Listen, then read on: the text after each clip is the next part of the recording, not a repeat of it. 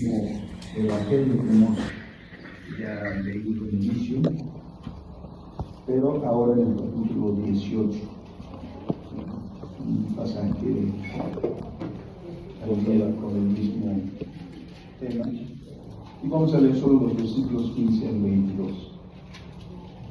Mateo 18, 15 al 22. Y leemos alternadamente, hermanos. Dice la palabra: por tanto, si tu hermano peca contra ti, ve y repréndele estando tú y él solos. Si te oyere, has ganado a tu hermano. Mas si no te oyere, toma aún contigo a uno o dos, para que en boca de dos o tres testigos conste toda palabra. Si no los oyere a ellos, dilo a la iglesia, y si no oyere a la iglesia, tenle por gentil y publicano. De cierto os digo que todo lo que atéis en la tierra será atado en el cielo, y todo lo que desatáis en la tierra será desatado en el cielo. Otra vez os digo que si dos de vosotros se pusieren de acuerdo en la tierra acerca de cualquier cosa que pidieren, les será hecho por mi Padre que está en los cielos. Porque donde dos ustedes congregados en mi nombre, ahí estoy yo en medio de ellos. Entonces se le acercó Pedro y le dijo: Señor, ¿cuántas veces perdonaré a mi hermano que peque contra mí? ¿Hasta 7? Jesús le dijo: no te digo hasta 7, sino aún hasta 70 veces 7. Amén. Bendito es tu gran Señor. Hemos leído tu palabra, y la cual es el centro de nuestra adoración, porque, Señor, tú nos has convocado, Señor, para instruirnos en tu voluntad, de manera que sepamos, Señor, lo que pides de nosotros, y habiendo entendido esto, Señor, responder en obediencia. Haz la obra en nosotros, te lo rogamos, Padre, por Cristo nuestro Señor. Amén. Tomamos nuestro lugar, hermanos.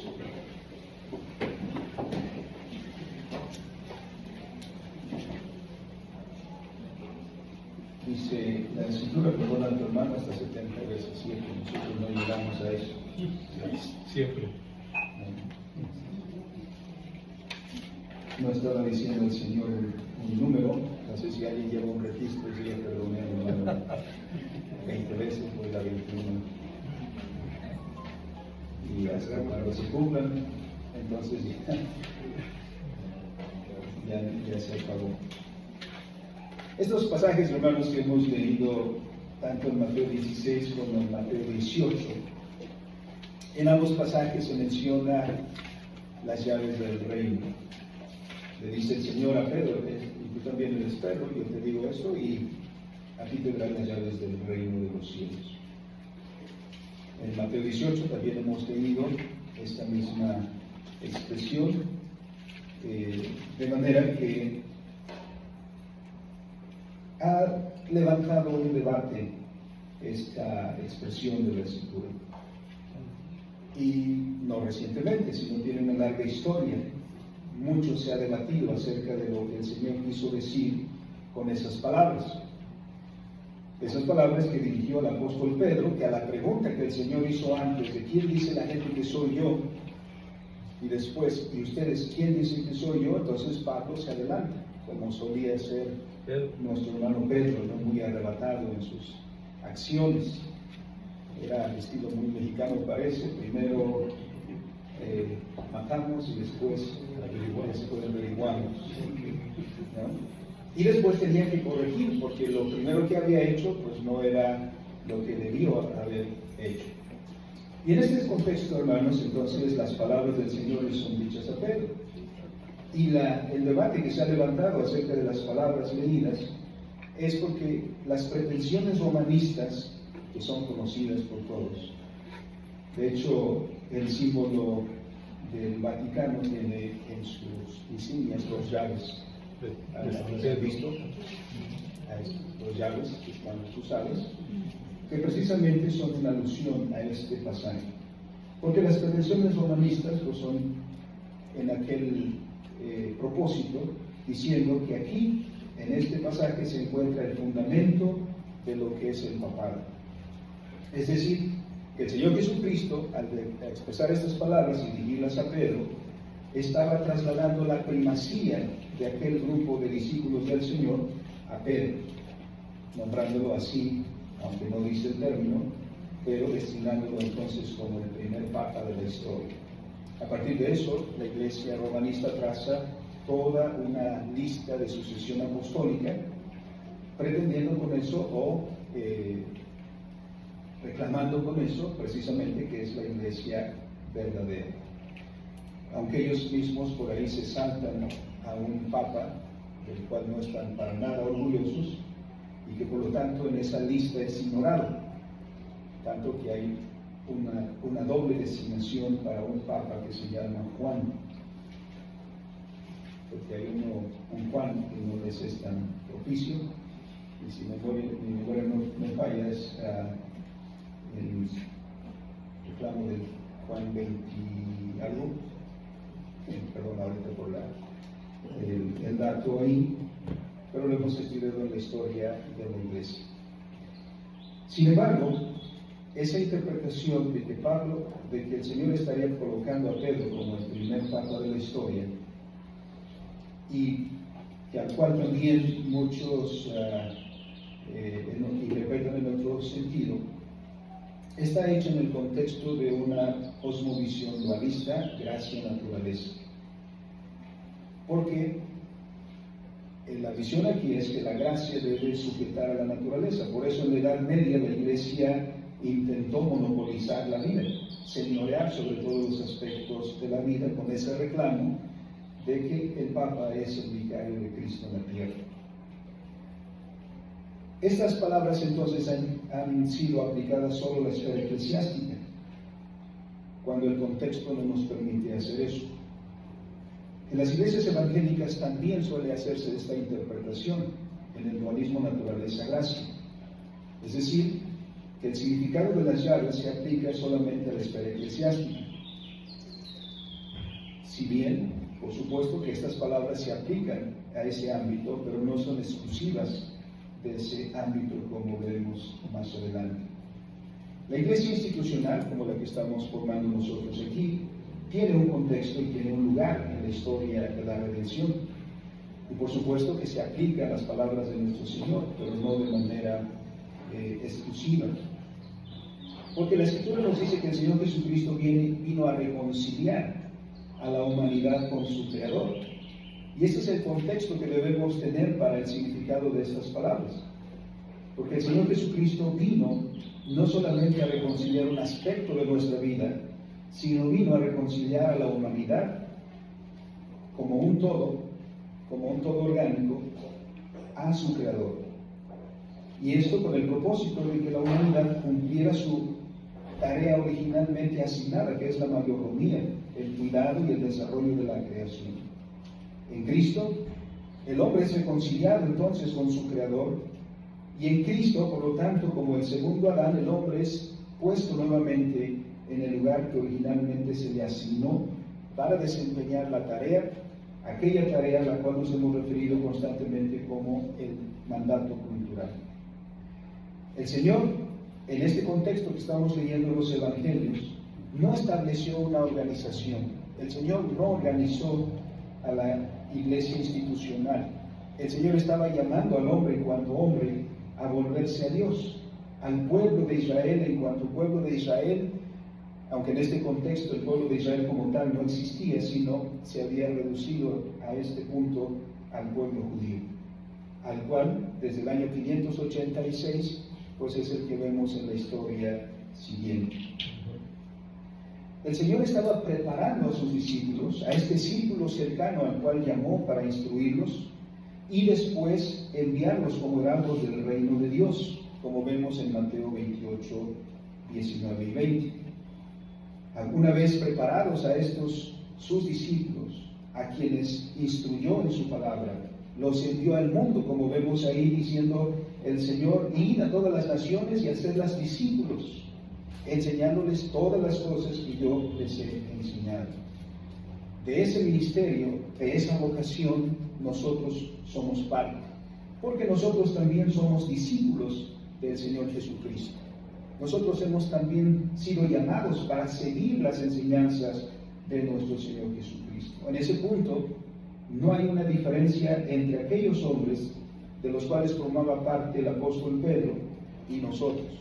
Todos hemos sido llamados a ser discípulos, porque ser discípulos de Cristo es ser restituidos a la comunión con el Creador, para retomar las tareas que nos fueron asignadas desde nuestros primeros padres. Por eso es que en este contexto, la vocación de la iglesia es avanzar el reino del Señor.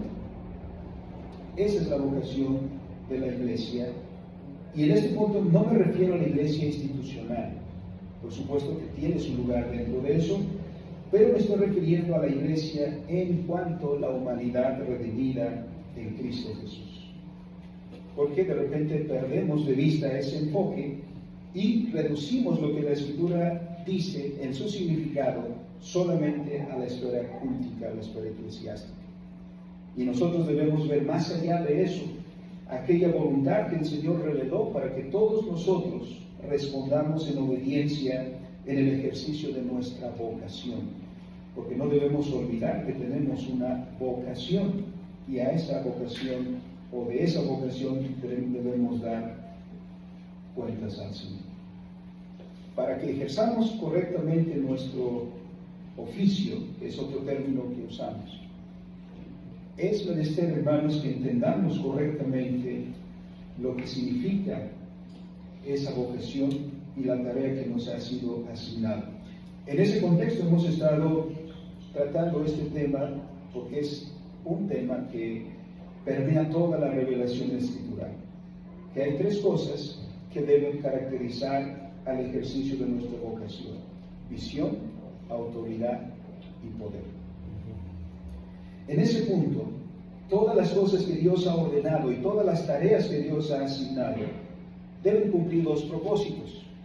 Como dice la misma Escritura, servir a la gloria de Dios. Ese es el fin principal de todas las cosas, glorificar a Dios. Que no significa otra cosa sino reconocer a Dios y darle gloria, porque Él es el Señor de todo. A Él debemos todo y todas las cosas son de Él, por Él y para Él, como dice el apóstol Pablo. Lo segundo es que todas estas cosas son para bien nuestro también, para edificación, para fructificar la vida humana. Todas estas tareas que el Señor asigna es para que la humanidad florezca, para que la humanidad se desarrolle, para que la humanidad cumpla su propósito originalmente dado. Porque imaginemos un poquito, hermanos, ¿qué habría sucedido con la sociedad, con el desarrollo de la humanidad si no hubiera entrado el pecado? Si no hubiera entre nosotros aquellos frutos de la carne que dice el apóstol Pedro en Gálatas capítulo 5. ¿Cuáles son los frutos de la carne? Iras, contiendas, disensiones, pleitos, tronerías, celos, fornicaciones, adulterios y todas estas cosas. ¿Qué sería la vida humana sin todas estas cosas? ¿No? Sería una vida humana llena de shalom, porque ese es el propósito por el cual Dios nos llamó. Es decir, una vida llena de armonía, una vida llena de gozo, llena de plenitud, llena de paz. Pero el pecado ha entrado en nuestra vida y ha distorsionado todo el buen orden de Dios. Y en ese contexto, en Cristo son recuperados estos principios a los cuales nosotros somos llamados. Esta es nuestra vocación como iglesia. Dios nos ha llamado porque la creación gime, y la creación gime a causa de la vanidad a la que fue sujeta. ¿Y quiénes son entonces los que librarán a esa creación que está sujeta a vanidad? Los creyentes. La iglesia de Jesucristo, la nueva humanidad. Pero en ese punto, entonces, necesitamos entender cómo, porque eso no sucede automáticamente. A veces los mismos cristianos traemos mal a la creación por falta de conocimiento de la voluntad del Señor. Y eso es lo que vemos en primera instancia. Hemos hablado de visión, que por el término queremos decir conocimiento, y particularmente todavía más, conocimiento de la voluntad del Señor. Los discípulos del Señor, de los cuales hemos leído aquí, manifestaron ignorancia de visión, ignorancia del conocimiento de la voluntad de Dios, bien que fueron muy bendecidos. Muchas de las personas que vieron y escucharon al Señor Jesucristo en su ministerio, no tuvieron la bendición que estos discípulos tuvieron. Ellos eran el círculo cercano. Ellos escucharon de primera mano, vieron de primera mano. Y cuando no entendieron, tuvieron la oportunidad de acercar a su Señor cuando ya era la hora del descanso para decirle: Maestro, ¿quisieras explicarnos, por favor, qué quisiste decir? Porque en muchas ocasiones no entendieron, con todo ese privilegio. Y nosotros nos parecemos mucho a ellos en también manifestar ignorancia sobre muchos aspectos en nuestra vida. Porque el hecho de que seamos de Cristo no automáticamente nos hace que cumplamos su voluntad. Como cristianos cometemos muchos errores. Todos estos errores, consecuencia de la ignorancia que tenemos de la palabra del Señor. Por lo tanto, en primer lugar, miraremos a esta parte de la Escritura. Cuando el Señor Jesucristo, en Marcos 8, también, y que hemos leído en este pasaje también de Mateo 16, cuando el Señor Jesucristo advirtió a sus discípulos, versículo 6, Mateo 16, 6, les dijo: mirad, guardaos de la levadura de los fariseos y de los saduceos. ¿Cuál fue su reacción a eso? Que les hablaba del pan. Entre uno y otro se miraban y dijeron: ya se enojó el Señor. Y seguro nos va a reprender porque no trajimos pan. No trajimos, que eran disquetes. No trajimos pan. Y como sucede en estos casos, no sé si culpándose uno a otro, diciéndole: ya ves, tú no te pusiste listo, ya ves Mateo, tú hubieras puesto listo para traer pan. Y Mateo dice: pues yo pensé que tú lo ibas a traer. Y el otro diciendo: a lo mejor Marcos sí trae, o los demás, ¿no? Bueno, Marcos todavía no estaba en ese punto. Pero la reacción nuestra es así. Y en esta expresión, en esta manera en que refirieron lo que el Señor dijo, dice el versículo 7: ellos pensaban dentro de sí diciendo: esto dice porque no trajimos pan. Entendiendo Jesús, les dijo: ¿por qué pensáis dentro de vosotros, hombres de poca fe, que no tenéis pan? Porque el Señor no se refería a que no hubieran traído pan. Es más, si se hubiera necesitado más alimento, más pan, no hacía mucho que ellos habían atestiguado que el Señor había multiplicado panes y peces y había dado de comer a una multitud. Porque el Señor se va a preocupar de si trajimos o no pan. El Señor estaba insistiendo en otra cosa. El Señor quería que aprendieran otra cosa, que pusieran sus ojos y su atención en otra cosa. Sucedió otra vez, más tarde. Lucas capítulo 24. Y que tampoco fue la única ocasión en que sucedió. El Señor les dijo a sus discípulos que se encaminarían a Jerusalén, que era necesario, es decir, no era un gusto. No dijo el Señor Jesucristo: me gustaría visitar Jerusalén. No dijo el Señor Jesucristo: sería bueno que fuéramos a Jerusalén a ver cómo está la ciudad ahora. No, el Señor Jesucristo dijo: es necesario que subamos a Jerusalén. Y es necesario porque el Hijo del Hombre ha de padecer en manos de los líderes de los judíos. Cuando escucharon esas palabras, otra vez, ¿quién se adelantó? Otra vez Pedro. Cuando les habló que era necesario que padeciera en manos de los judíos, una vez más Pedro intentó convencer al Señor, sin duda que era honesto en todo esto, sin duda que era porque el apóstol amaba a su Señor. Porque ¿quién desea que a quienes unos aman les vaya bien, les vaya mal? ¿Quién quiere que a sus seres queridos les pase alguna enfermedad, les pase algo negativo, algo que los ponga a prueba? Nadie. el apóstol Pedro, mencionando o haciendo evidente su amor por el Señor, dijo: Señor, si eso es lo que nos espera, si eso es lo que te espera en Jerusalén, Señor, no vayamos. Ten cuidado de ti. Cuídate, Señor. Y no vayamos a Jerusalén. Vayamos a otro lugar. En lugar de recibir una palmadita en la espalda y decirle: Pedro, qué buen amigo eres, cuánto me amas, recibió una reprimenda que no se esperó nunca. ¿Qué dijo el Señor? Apártate de mí, Satanás.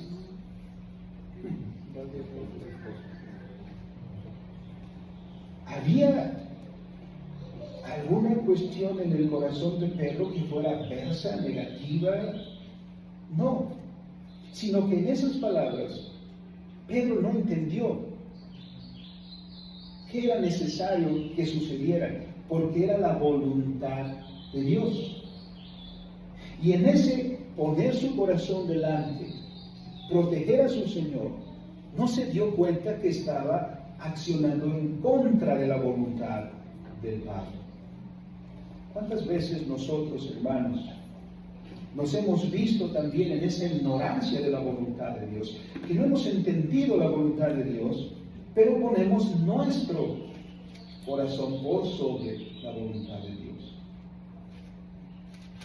Y no sé cuántas veces el Señor nos hubiera dicho esa misma reprimenda que le dijo a Pedro, porque con nuestras decisiones o con nuestros pensamientos y nuestras acciones nos encontramos claramente en oposición a la voluntad de Dios. ¿Y qué produce eso? La ignorancia de la voluntad de Dios. Porque quienes se oponen precisamente a la voluntad del Padre, quienes ignoran, precisamente están manifestando carencia de visión, carencia de conocimiento. Y a veces esa carencia de conocimiento va disfrazado de piedad. No toda piedad o no todo lo que se manifiesta como piedad es válido por el solo hecho de tener una buena intención. Ya alguien ha dicho que el camino que conduce al infierno está lleno de buenas intenciones, está empedrado de buenas intenciones. Nadie se justifica entonces delante del Señor así, sino que todos debemos ser entendidos en el conocimiento del Señor. Dice el versículo 45 de Lucas 24, esa ignorancia persistió hasta que el mismo Señor Jesucristo, dice, les abrió el entendimiento. Porque la voluntad de Dios es una bendición que se nos da, no es para todos.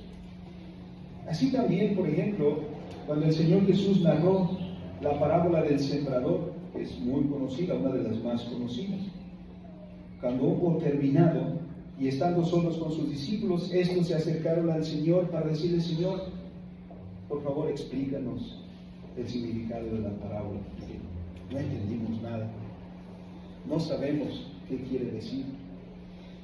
Eso nos dice, hermanos, que no solo basta con leer, sino hace falta entender, porque también los herejes citan las Escrituras. También Satanás, cuando quiso tentar al Señor, citó las Escrituras. Por lo tanto, es el entendimiento de la voluntad de Dios a lo que debemos referir. Y en ese punto, si no el Señor Jesucristo es el que nos da entendimiento, si no es el Espíritu Santo que nos da entendimiento, no lograremos entender la voluntad del Señor. Dice Lucas 24:45, que he citado, hermanos, y ustedes seguramente tienen ya a la mano, que el Señor les abrió el entendimiento y entonces pudieron entender lo que Jesús quería decir con aquellas palabras, y que no se trataba de pan, que no se trataba que el Señor habría estado preguntando por algún delicioso biscuit o un ojo de pancha. No. No era por eso que estaba preguntando. Se estaba advirtiendo a ellos que no se dejaran influenciar por las ideas, por los pensamientos de los escribas y de los fariseos, que tampoco conocían la voluntad de Dios. Porque aquí, como dijo el Señor Jesús a Pedro, precisamente cuando Pedro pudo dar la respuesta correcta de quién es el Señor, y le dijo, tú eres el Cristo, el Hijo del Dios viviente, el Señor Jesucristo dijo, sí, bien has dicho, es verdad lo que has dicho, pero esa verdad no es tuya. Es decir, no viene de la conclusión lógica que Pedro pudo haber tenido, no vino del discernimiento del propio Pedro, sino dijo el Señor Jesucristo, eso te fue dado por mi Padre que está en los cielos. Entonces, hermanos, el conocimiento de la voluntad de Dios solo viene como un don de Dios que nos es dado por el Espíritu Santo que abre nuestro entendimiento. Miremos lo maravilloso que fue eso en Hechos capítulo 2. Porque cuando vino el Espíritu Santo, ¿qué es lo que hizo? Aquello mismo que el Señor había prometido desde Juan capítulo 14, 15 y 16. Que el Señor mismo dijo, les conviene que yo me vaya, porque cuando yo me vaya, vendrá el Consolador. Él mismo mencionando que solicitaría al Padre que enviara al Consolador. Porque había dicho, Él los llevará a toda verdad. Porque los fariseos, los escribas, eran duchos en la Escritura, tenían el texto de las Escrituras delante de sí. El texto es algo que leían todos los días en las sinagogas, todos los momentos en que se reunían en la sinagoga, era esto que leían.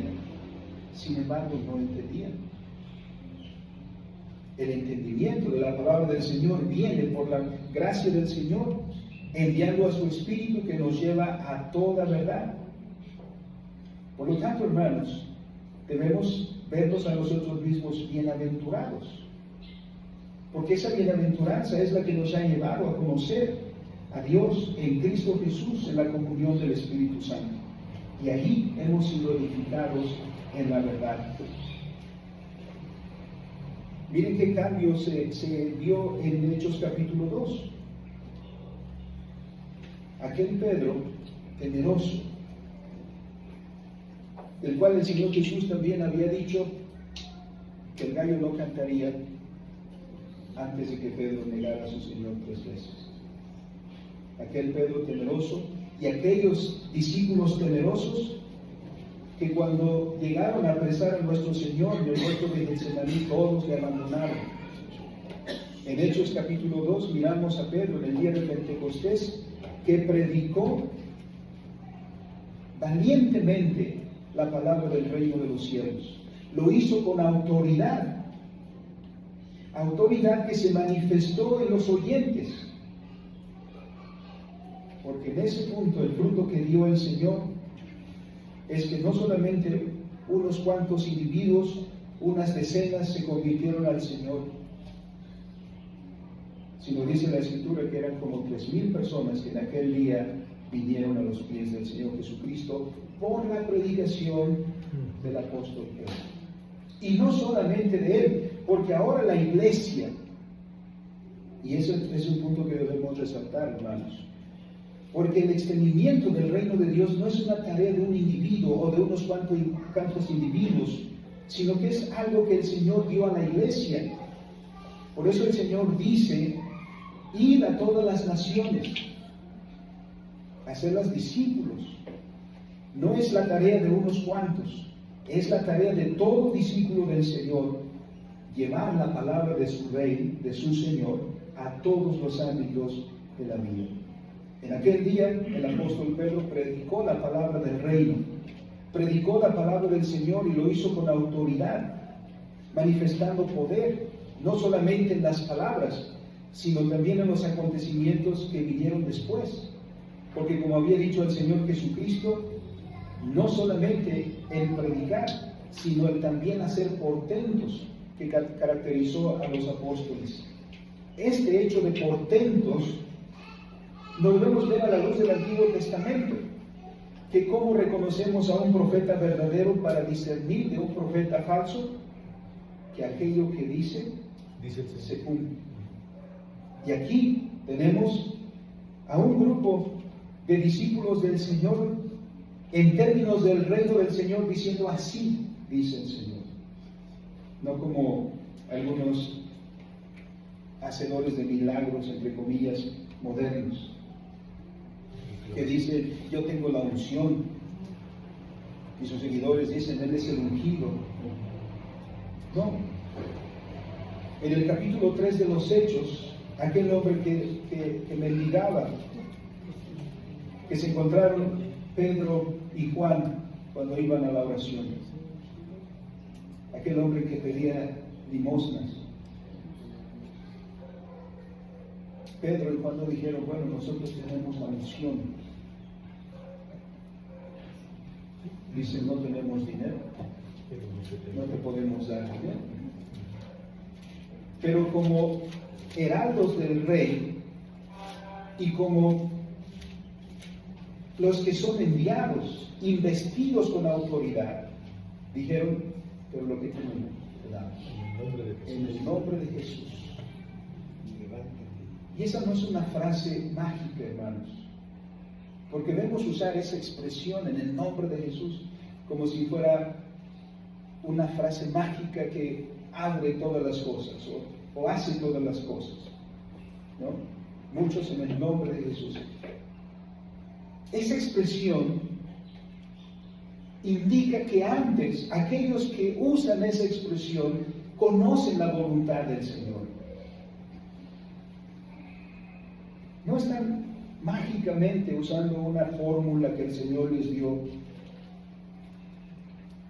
porque luego o antes encontramos en la historia que algunos queriendo imitar a los discípulos del Señor y al Señor Jesucristo mismo, pues a ver si es chicle y pega, ¿no? En el nombre de Jesús que predica los cristianos, hagamos. ¿Y qué sucedió con esos? Huyeron los demonios y les dieron una paliza. No es imitación, es entender que la autoridad que hemos recibido, la hemos recibido en el entendimiento de lo que es la voluntad de Dios. Porque nadie puede ejercer autoridad e implementarlo en poder si no entiende primero qué es lo que quiere el Señor. Así que como discípulos de Cristo, como cristianos, en todos los ámbitos, hermanos, debemos buscar la voluntad de Dios, no la nuestra, la voluntad de Dios. Y aquí, las llaves precisamente lo que simbolizan es la autoridad que da el Señor a aquellos que encomiendan las labores de su reino. Como hemos mencionado, aunque el romanismo ha insistido siempre en que las palabras del Señor sobre el otorgamiento de las llaves del reino se dirigen solamente al apóstol Pedro y por lo tanto le están dando la primacía a él sobre el resto de los discípulos, como si el Señor dijera, obedezcan de todos a él. La pregunta hecha por el Señor está dirigida a todo el grupo, por lo que entendemos que el apóstol le está dando aquella respuesta en representación de todos, porque el silencio de los demás es un acuerdo con lo que ha dicho Pedro. Si no fuera así, a lo mejor otro dice, no estoy de acuerdo con Pedro, yo tengo otros datos, ¿no? Ese silencio, como luego decimos nosotros, el que calla, otorga. El que guardó silencio está diciendo estoy de acuerdo con él. Y basado en eso entonces, lo que responde el Señor no está exclusivamente dirigido a Pedro, sino a todo el grupo. De hecho, en Mateo 18 es mucho más resaltante esto. Leamos en el capítulo 18, versículo 15. Y la lectura que hemos hecho hacia adelante. Versículo 19. Otra vez os digo, ¿no? En plural, que si dos de vosotros se pusieron de acuerdo en la tierra acerca de cualquier cosa que pidieren le será hecho por mi Padre que está en los cielos. Porque donde están 2 o 3 congregados en mi nombre, ahí estoy yo en medio de ellos. Una aplicación muy frecuente, hermanamente, que se hace de ese versículo, hermanos, es a veces para consolar nuestra ¿no? Decía un pastor, un colega hace muchos años, que llegaba a la iglesia y iba a comenzar el culto, y el único que estaba era el pastor y vacío el templo. Es muy estimado nuestro hermano, y entonces comenzaba el culto diciendo: queridas madres. Pero a veces nos consolamos diciendo: bueno, ya estamos 2 o 3 hermanos. Dice la Escritura que donde estamos 2 o 3 ya está el Señor en medio de ellos. Aquí hay algo más que solo decir que numéricamente cuando estamos 2 o 3 ya el Señor está aquí. Bueno, es más, si uno está solito, el Señor está aquí. Porque el Señor es omnipresente. Y el Señor está con su pueblo donde quiera que su pueblo está. Lo que hay aquí es precisamente esta tarea de comunidad que el Señor ha dado a los suyos. Porque el extendimiento de su reino, que es una tarea en la cual el Señor usa su iglesia, para eso nos ha llamado, para eso nos ha redimido, para que nosotros extendamos su reino. Pero para hacer eso, primero hemos dicho, tenemos que conocer la voluntad del Rey. Porque quien ignora la voluntad del Rey, ¿cómo podrá entonces decir: así dice el Señor? Luego, ¿cómo podrá resolver si no conoce cuál es la voluntad del Señor? Y en este punto, hermanos, entonces, la instrucción que el Señor da a sus discípulos, vemos que la autoridad que el Señor ha dado a los suyos no es una autoridad exclusivamente dada a un hombre, sino a la comunidad de creyentes. Porque también debemos tener presente que Cristo no constituyó una organización, menos una organización eclesiástica, sino que el Señor está dirigiéndose a sus discípulos, a sus seguidores, porque ellos son la nueva humanidad redimida en Cristo Jesús. Y a este pueblo y a este grupo le caracterizan una gran diversidad de vocaciones. En este punto de la historia, cuando leemos en los Evangelios, no podemos leer, hermanos, e imaginar que el Señor se está refiriendo a una iglesia como lo es el Mesías, una iglesia institucional, una iglesia local. De hecho, aquí todavía no hay. La iglesia como institución, va a ir desarrollándose paulatinamente, como lo leemos en el libro de los Hechos. Pero aquí ya hay personas que han sido reconciliadas con Dios en Cristo Jesús. Y esa reconciliación significa lo que hemos estado insistiendo. No viendo en el futuro que algún día estaremos con el Señor, sino que ahora mismo se ha solucionado esa división que había entre Dios y nosotros, esa enemistad que a causa de nuestro pecado nosotros teníamos con el Señor. En Cristo hemos sido hechos cercanos. Y esa cercanía, esa comunión, abarca toda nuestra existencia, abarca toda nuestra vida. Entonces, cuando el Señor se dirige a su iglesia, a los suyos, lo hace en este contexto.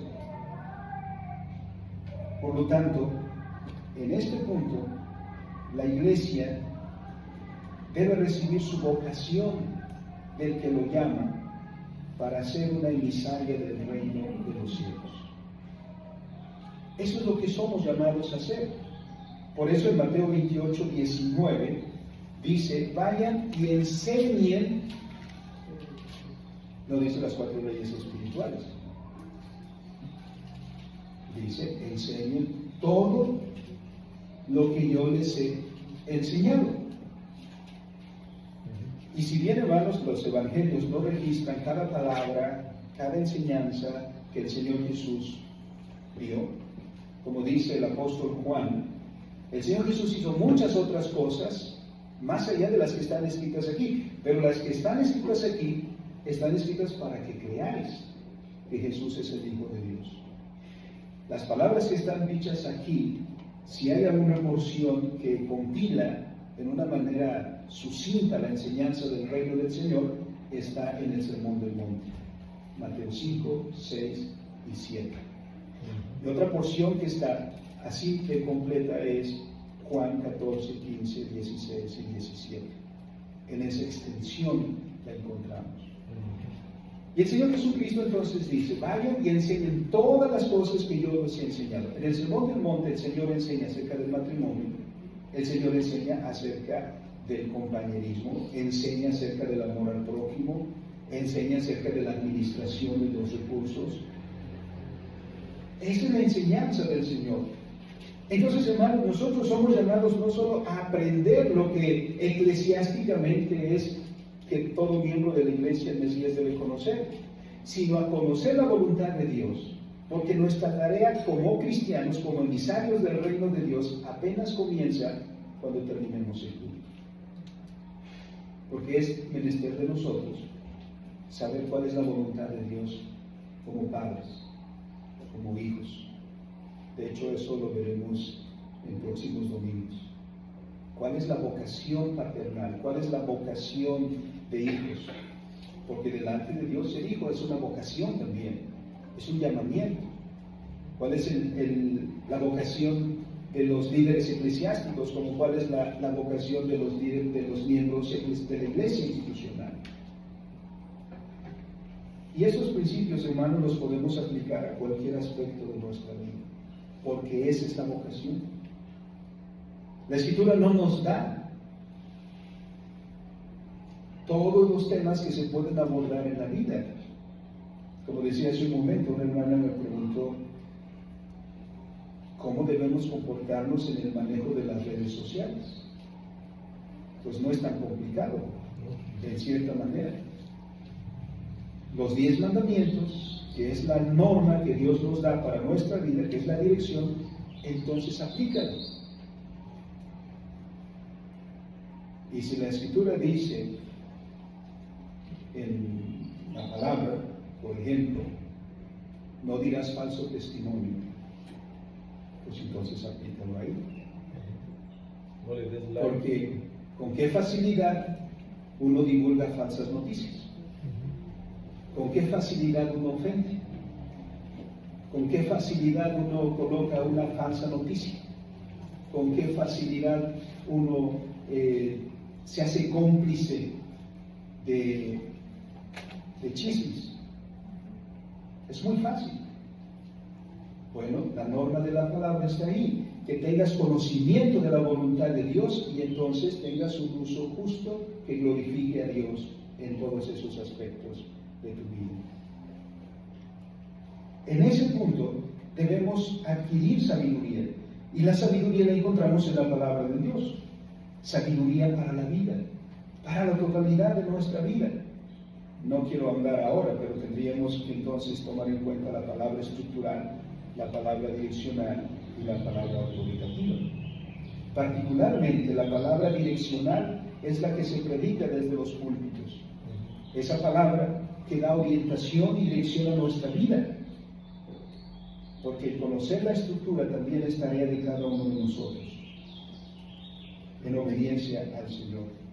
Porque en la medida que conozcamos la voluntad de Dios, en esa medida tendremos autoridad, y esa autoridad que glorifique a Dios y que avance el reino de los cielos. Porque en el reino de Dios, la cuestión, como decíamos, no se puede resolver en un sentido individualista, sino la comunidad de creyentes tiene el poder de las llaves del reino. Solemos usar este término de las llaves del reino, como están nuestros catecismos, al aspecto eclesiástico. Y ahí en dos maneras lo menciono. Hay dos significados para esta expresión del reino, de las llaves del reino. Uno, la predicación. Y dos, la disciplina. Pero esto es apenas en el ámbito eclesiástico. Enseñanza de la palabra y disciplina también debe haber en el hogar. enseñanza o preeminencia de la palabra de Dios y la disciplina también en la escuela. Preeminencia de la palabra de Dios y dirección en el matrimonio. Y podríamos, hermanos, ir así por cada ámbito de la vida.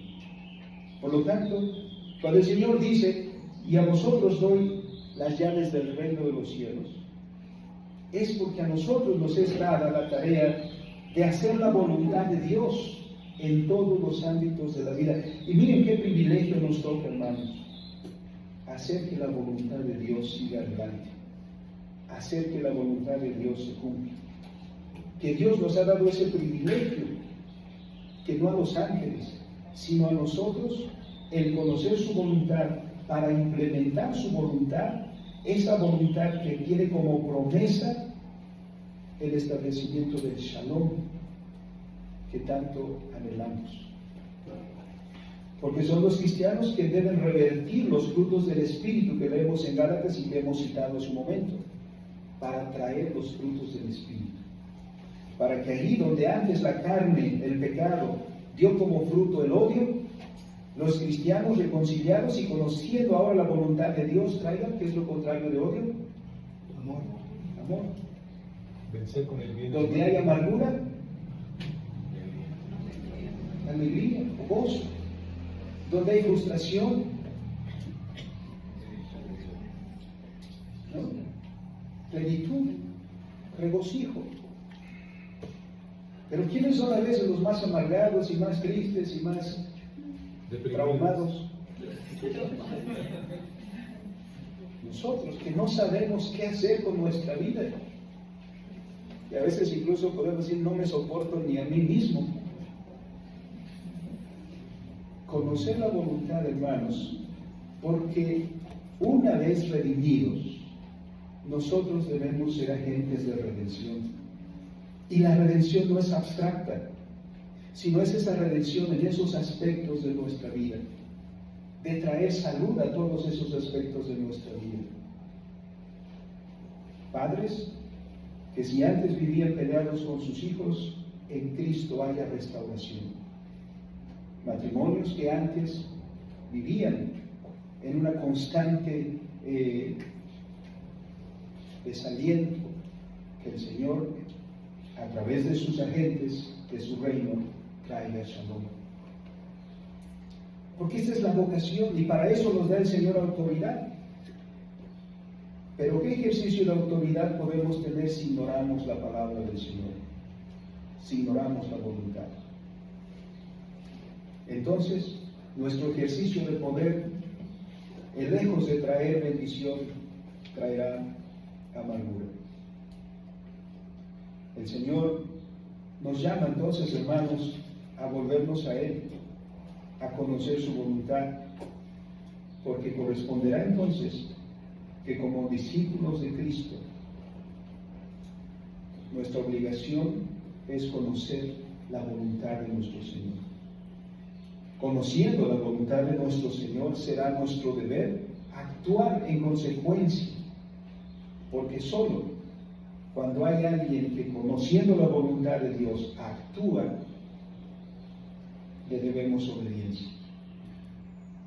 Cuando alguien, ignorando esa voluntad del Señor, como Diótrefes, pide ser reconocido, el apóstol Juan dice, ahora que yo vaya, ya veráis, hermano. Pero no lo dice así, pero dice, yo lo voy a poner en su lugar, ¿no? Lo vamos a enderezar. ¿Por qué? Porque solo hay un reclamo legítimo de autoridad cuando aquel que lo pide lo hace conociendo la voluntad de su Señor. Y como he dicho, hermanos, estos principios son aplicables a todos los ámbitos de nuestra vida. Había el ejemplo, miraremos algunos, comenzando por la iglesia institucional misma, transcurriendo después a la familia y terminando con la educación, como vías de ejemplo de nuestra vocación. Pero cada uno de nosotros, hermanos, y como comunidad, hemos recibido las llaves del reino de los cielos. para que en el nombre de nuestro Señor vayamos y en acuerdo con la voluntad de Dios, porque ahí donde nuestra acción corresponde al mandato del Señor, ahí está el reino. Cuando nuestra acción corresponde a aquello que Dios quiere de nosotros, hay manifestación de su autoridad y hay un ejercicio de poder sanador para restaurar aquello que ahora por causa del pecado trae dolor y angustia. Oremos al Señor. Bendito y soberano Padre que estás en los cielos, que de principio, Señor, nos diste un lugar y una tarea en tu creación, que nosotros perdimos, Señor, a causa de nuestra desobediencia, y nuestra vida dio frutos amargos, de aquellos que ya hemos leído por el apóstol Pablo, frutos de la carne. Pero en tu gracia, Señor, has tenido misericordia de nosotros y nos has vuelto, Señor, al conocimiento de tu voluntad. Que también, Padre, cabe decir, hemos en muchos casos desatendido, porque en conocer tu palabra hemos sentido solo satisfacción por el conocimiento de la letra. Pero también nosotros, como tus discípulos, cuando nos adviertes del pan, de la levadura de los escribas y fariseos, también seguimos pensando que se trata de pan. Señor, danos sabiduría para que en nuestra vida haya expresión de esa sabiduría y en la aplicación de las llaves de tu reino, Señor, haya bendición. Bendícenos, Padre, te lo rogamos por Cristo nuestro Señor.